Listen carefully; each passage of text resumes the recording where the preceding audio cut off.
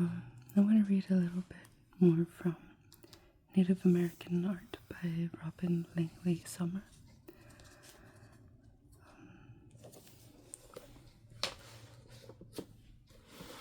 So I was here.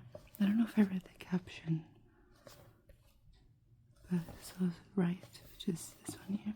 It says, wait, let me see. Okay.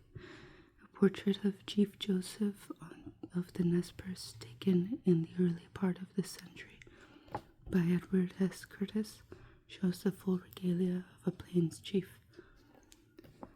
So there's this picture here, and then bottom, which would be this one. It says, a Uinta warrior and his bride on horseback, Northwest Utah, photographed by John K. Hillers in 1874. Note the bride's shoulder bag and the groom's breastplate and body paint.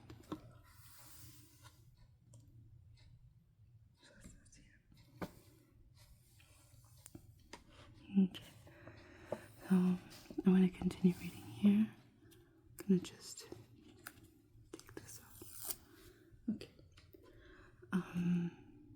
Like the Navajo, the Apache are an Athabascan speaking group believed to have migrated south from Canada and Alaska during the prehistoric period. Apache is a general term for several related tribes that once roamed over much of southern and central Arizona, eastern New Mexico, and parts of West Texas. The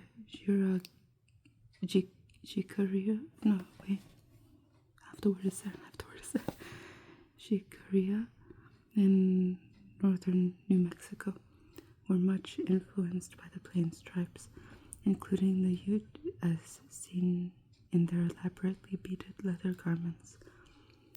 The Mescalero and Lipan tribes also showed much influence from the Plains, while the San Carlos and Fort Apache groups, whose best known art is basketry, were closely connected to the desert.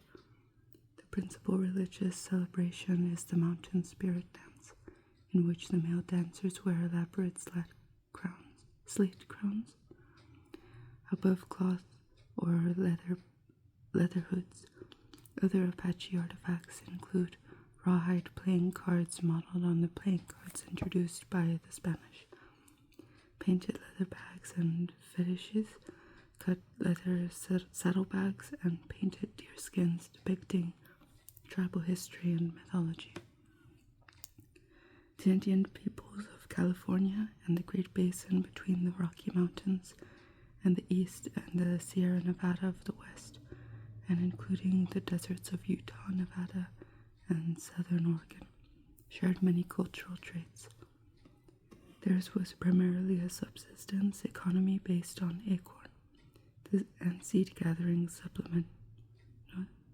supplemented by hunting of small game and fishing, especially on the California coast. Weaving was unknown among the Californian tribes, but they produced fine baskets from native fibers by a type of knot netting. Feathers and shells were frequently incorporated into pomo designs, which were and are known as gift baskets, from their use in ceremonial exchanges. In the south, members of some tribes that are now extinct made coiled baskets in reddish earth tones, often incorporating rattlesnake designs. Pre-contact carvings from this region include soapstone animal effigies of high quality. Some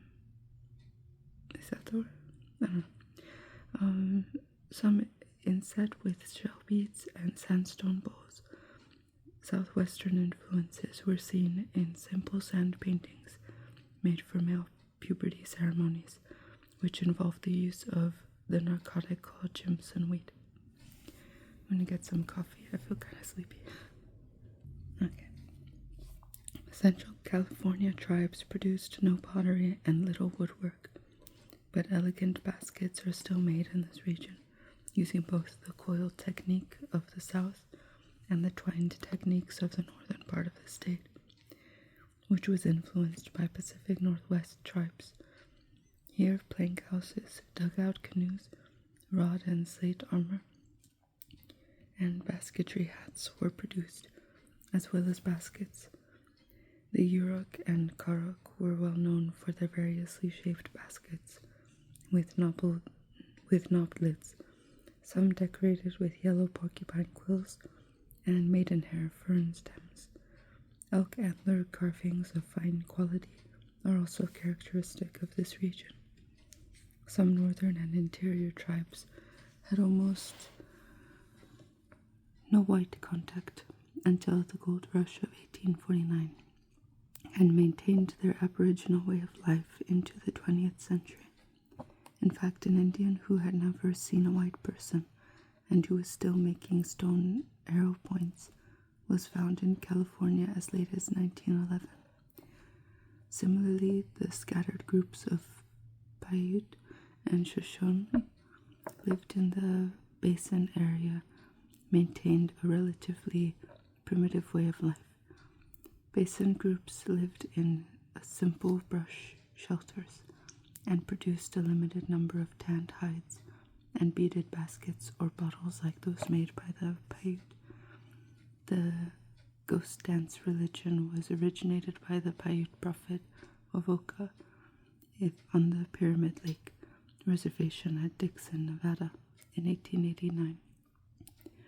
As Norman Fader points out in American Indian art, it had little cultural effect in the Great Basin, but was eagerly adopted on the plains. Wovoka foretold that if the Indians performed the ghost dance, refrained from fighting, and harmed no one, the buffalo would return, the white man would disappear, and the dead would return to life.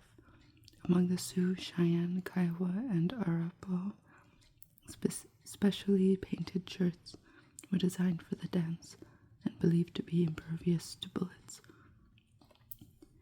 The shirts were painted with bird and animal designs, including that of the turtle, which is hard to kill, and ornamented with stars, fringes, and feathers. Sadly, the hope engendered by this religious revival was short-lived. By this time, most of the Plains Indians had been confined to reservations for almost 30 years. Below, which is this one here, I think, yeah, takes 5, a Crow woman decorates a staked and stretched buffalo hide a century ago in Montana. And then bottom says Red Horse, Minneconjou, Dakota, used pen, pencil, and colored pencil and paper to draw an account of the Sioux victory over Custer's troops at the Battle of Little Bighorn in 1881. What's this?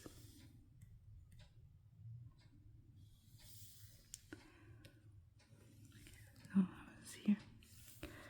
During the period of westward expansion, it was the Plains tribes who became synonymous with the term American Indian. Both at home and abroad, their way of life was dependent upon the buffalo, although some agriculture was practiced in the region, and the horse was a preeminent part of their nomadic existence. Warfare, as a means of gaining prestige and material goods, was a salient part of their culture, and the sun dance and vision quests were central to their religion. With regional variations, they produced feather bonnets and bustles for ceremonial use, skin teepees, and clothing painted with pictographic designs, carved stone pipes, skillful beadwork and quill work, painted shields, some metal work, and painted rawhide containers known as parfleches. During the pre-contact period, bird quills were used extensively for ornamentation, but few quilled artifacts earlier than 1850 have survived. The buffalo-based plains economy was disrupted disrupted by the introduction of such trade goods as guns, liquor, and manufactured items. The buffalo-based plains economy was disrupted by the introduction of such trade goods as guns, liquor, and manufactured items. White traders sought buffalo hides in exchange for these goods, and the resulting slaughter of once numberless herds was catastrophic. Within a few generations, other trade goods were adopted and put to traditional uses, like the pony beads and smaller seed beads of colored glass. The traditional pictographic designs worked in these materials were often similar to the signs employed in the region's sign language, by which the diverse tribes could communicate.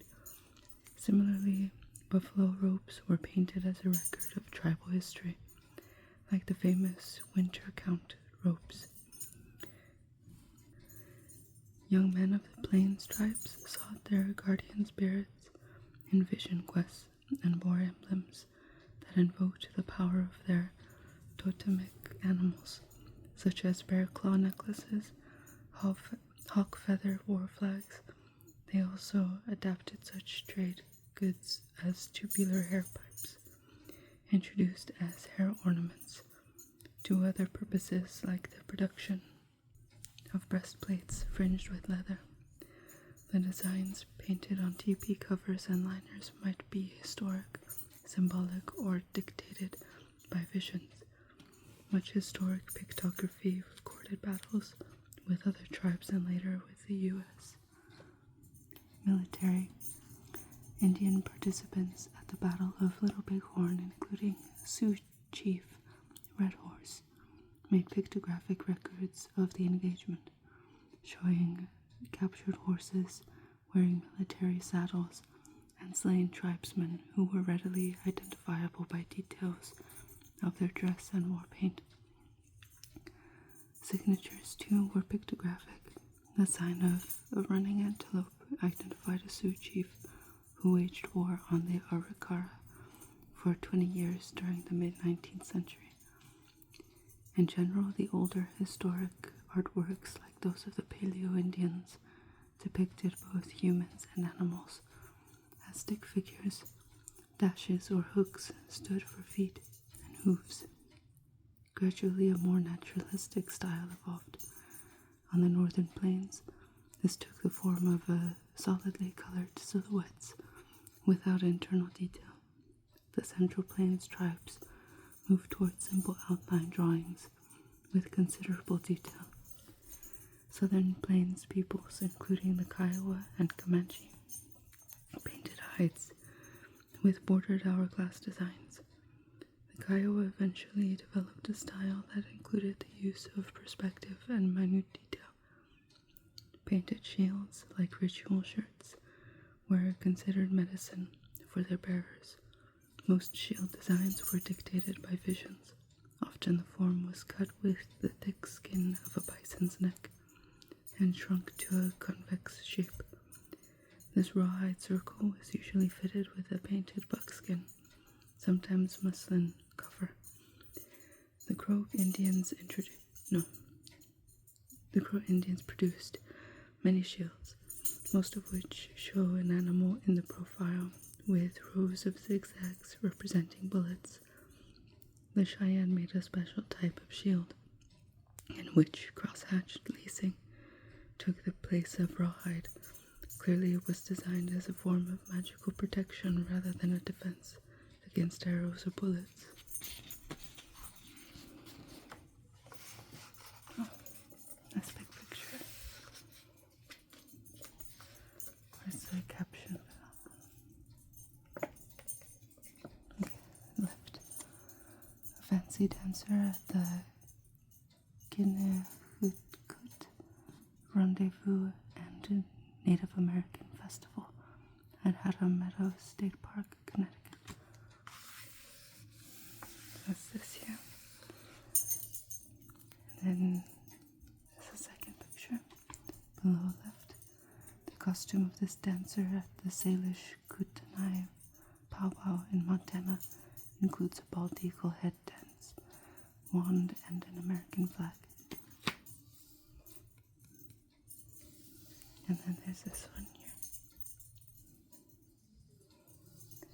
It says, note the tin cones used as decoration by Plains peoples since European contact on this modern dancer's costume.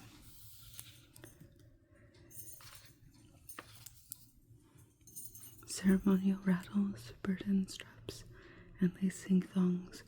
It's mostly frequently seen in the parafletch, which was usually painted. You know what? I'm gonna just stop the video because someone came in. They're very loud. So I'm gonna stop it here since it's a whole new page, anyways. So I'll just mark here so I know that this is where I start. Okay, so that's it for today. I'll make another video soon. Thank you for watching. This was Native American art by Robin Langley Summer.